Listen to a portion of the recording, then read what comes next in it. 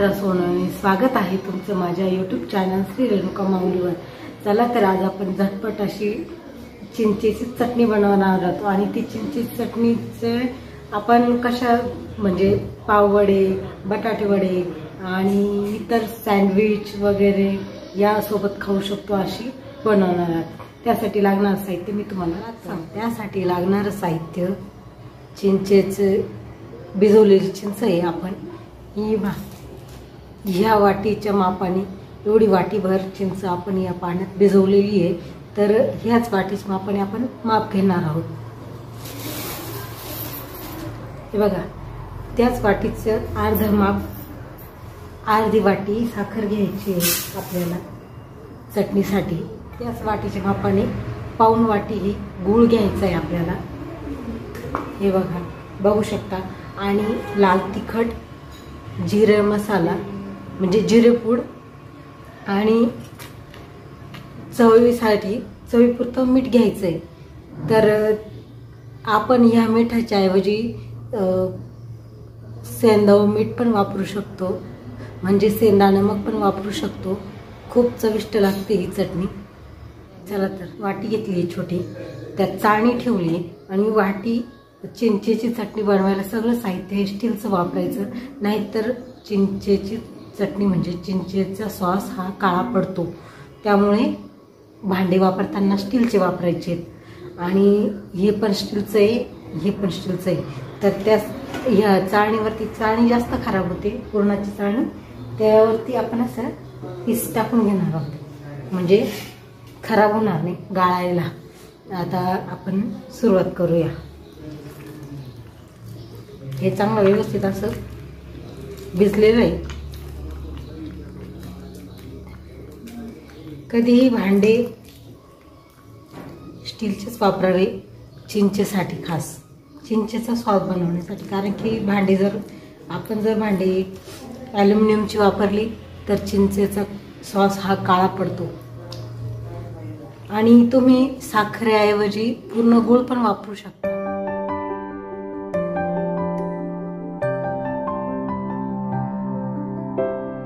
शिजवताना सुद्धा भांड हे स्टीलचं वापरायचं आणि जाड गुळाचं पातेलं वापरायचंय।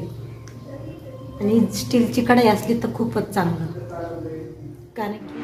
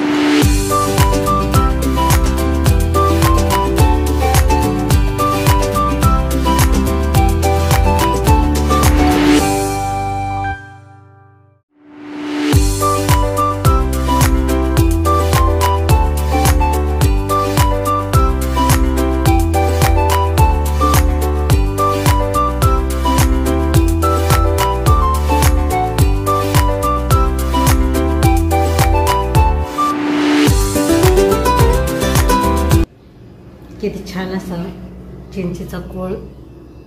यात आपण आहे ना गूळ,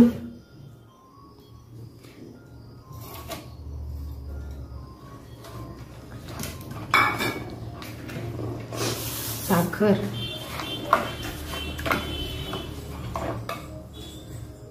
तिखट जसं पाहिजे तुम्हाला तसं तिखट वापरू शकता तुम्ही। जास्त तिखट पाहिजे तर स्पायसी म्हणजे आंबट गोड तिखट तसं। मी आता यात 1 चमचा आणि थोडीशी वरून मिरची पावडर टाकली आहे। आणि त्यात आता जिरे, अर्धा चमचा जिरेपूड घ्यायचं आहे।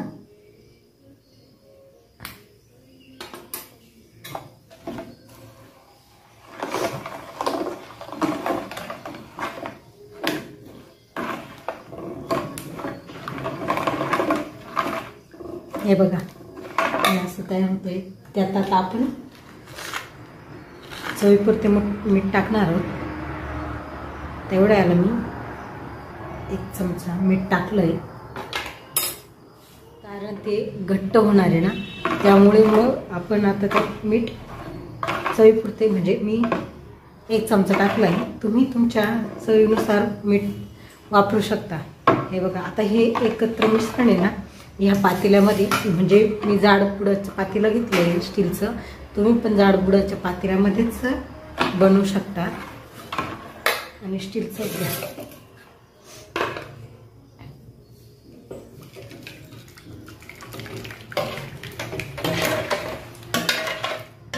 हे चांगलं शिजवून साखर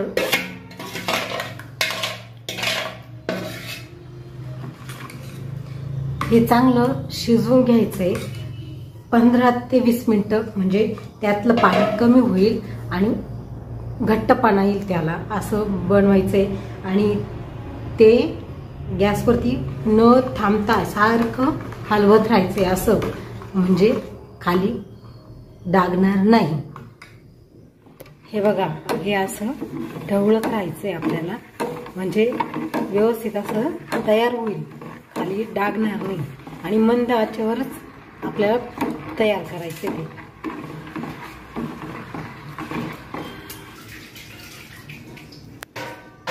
हे बघू शकता तुम्ही, व्यवस्थित असं, हे बघा व्यवस्थित असं झालंय।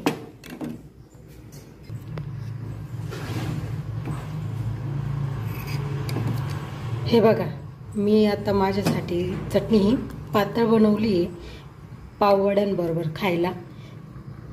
तुम्हाला घट्ट असेल तर अजून थोडी आटवून घ्यायची आहे, घट्ट करून घ्यायची 5-1 मिनिटं, अजून एक तार तुटेपर्यंत असं चिपचिपेपणा आला का मग कळून घ्यायचं की आपलीवाली चटणी पूर्ण झाली आहे। आता ही चटणी माझी पूर्ण झाली, कारण की मला जास्त घट्ट नको होती।